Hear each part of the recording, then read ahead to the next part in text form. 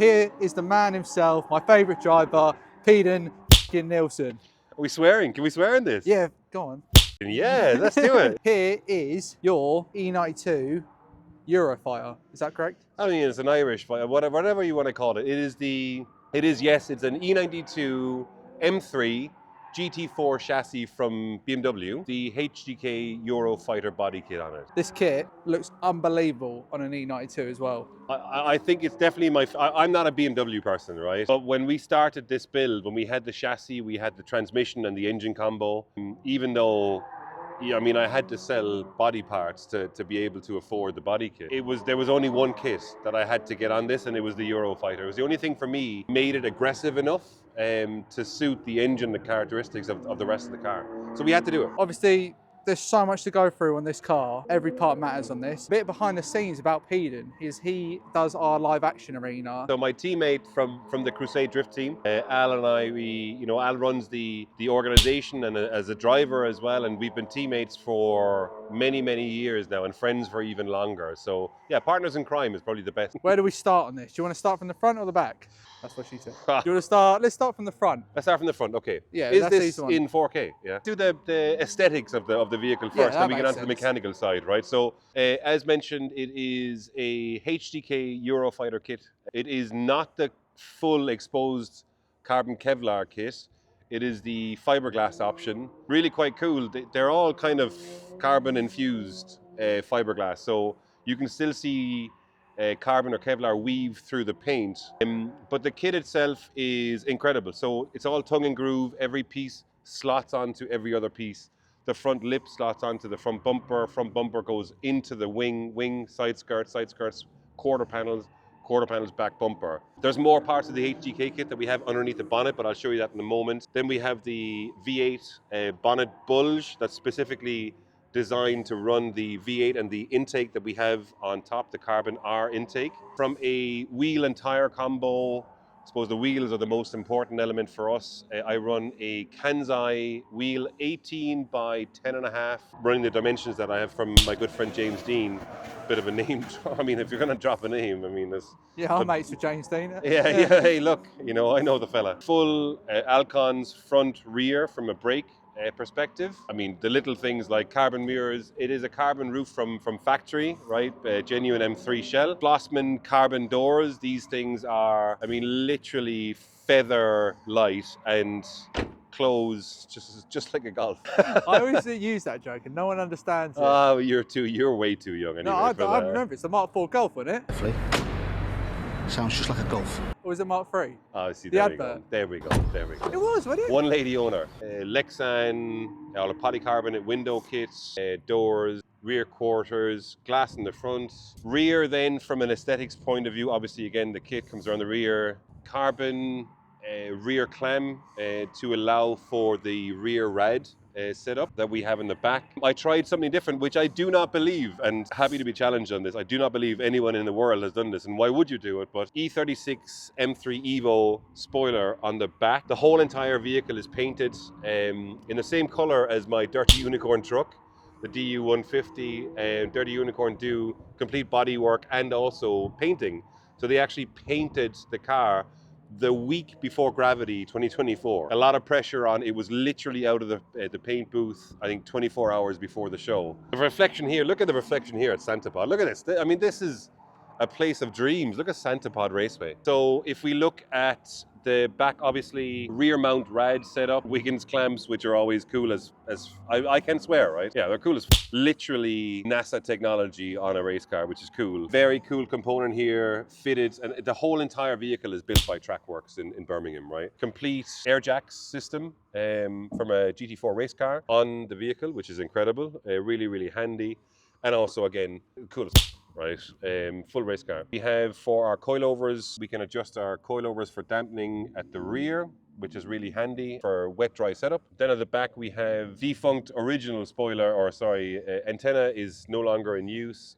We have the AIM GPS signal that runs to the ECU, and then we have our aerial for full car to pits comms unit as well. Moving around to the front of the vehicle again, we can start looking at some of the mechanical components. Would that be all right, Gravo? Oh yeah, of course. Oh yeah? Still running factory E92 M3 front and I think Gen 1 rear taillight. Side, the engine bay. Now this is where we still have a little bit of tidying to do. The race car is never finished, right? But we have a little bit of tidying left to do, just a bit of paint touch-up essentially, right? So underneath here we run a 7.4 litre 454 small block V8 LSX factory crate engine by GM essentially. We run a complete dry sump system, even with the Spintrex air separator as well. Lovely cam covers painted by Dave Bastin. Run the Carbonar intake plenum, which is what this bonnet is designed for, to clear on the inside. Then we run the HDK full carbon intake, which is completely functional, so it mirrors up or matches up to the kidney grills in the front, and it's a complete ducting system with a panel air filter in behind. It's really, really pretty cool. The HDK kit then comes with quick detach clips for the front of the car. So this is the first drift car I've ever had that has no cable ties, right? Which is incredible. But Unheard of.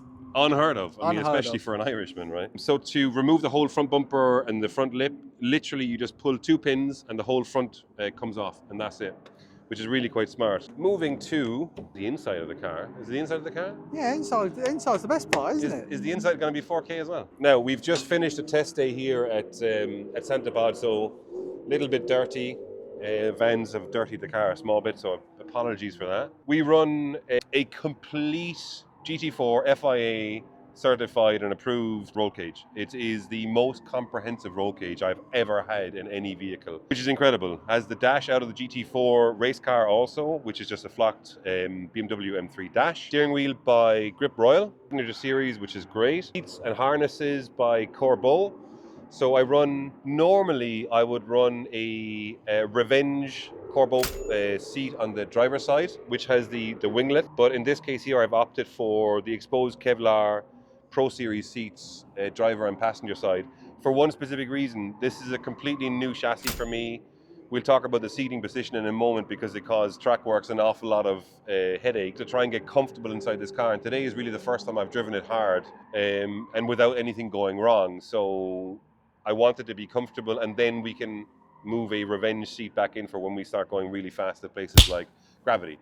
See what I did there? Good plug. See what I Great did there? plug. And Silverstone and tracks like that, Drift Matsuri and so on and so forth, right? We run a AIM Dash Motec ECU, full PDM system, run a floor-mounted Tilton pedal system. Obviously hydraulic handbrake. We run twin caliper setup in the rear. The transmission currently is a H-pattern dog box Samsonas 6-speed. We have our little PDM console in the middle. We can see our dry sump system in the passenger footwell. So normally you'd have the fuel tank over the back, which is really bad for these cars. Again, not to name drop James, but he helped us out an awful lot with location of elements, from where the fuel tank needs to sit to where the dry sump system and the tank for that needs to live, and a couple of other tricks that we need to still implement on the car. Why did you choose an E92? So there's no way around it. We had in 2024 in March, we had a really bad accident that was caused by my enclosed trailer at the time that's burnt down my forever car, my dream car. It was an S13 180SX essentially, right? Beautiful car, literally built with family and friends, just over 420 horsepower,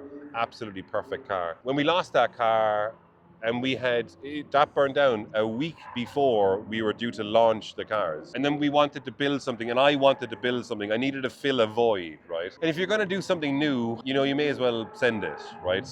James and what he's done in S chassis throughout the years, and then the vehicle that he switched to, and even he said, once you start driving this and you get dialed into it, you'll forget anything about S chassis. And so far, it's ferocious, but that was really the reason, right? Also, there was an opportunity to acquire the combination of the engine and transmission, and TrackWorks have a lot of experience in building these cars and these chassis for drifting, but also for track. So it was a natural option being partnered with them. But also, not to use the same words I've used before, Bravo, right? But they're cool as I mean, come on, look at it. So I'm fortunate and thankful for all the great partners that we have, you know, Gravity being one of them, arguably our most important one, right?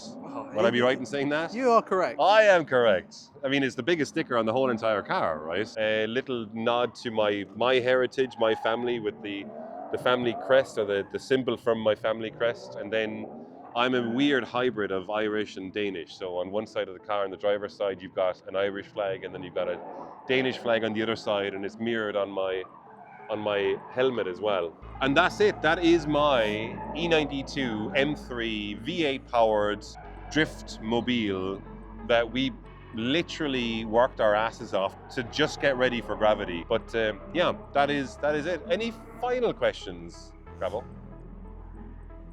I mean, you normally have questions, but you look very, you can't see this now behind your phone you're holding. There you go. That's not the look you had. That was not the look you had. If you weren't a drifter, what would you be? Arms dealer. It's incredible. It'll be at Gravity Show. It'll be drifting at Gravity Show. Oh, 100%. Yeah, yeah. He's going to have all the drift cars at Gravity Show. Yeah, we're bringing everything. He is the live action. So that's Peden's E92 Eurofighter M3.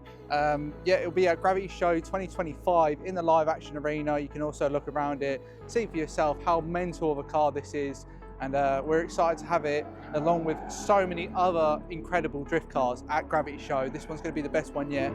Tickets are now available. Show car applications are now available as well. So make sure you go check that out. And yeah, that was it for today's video. And hopefully we can see more cars like this.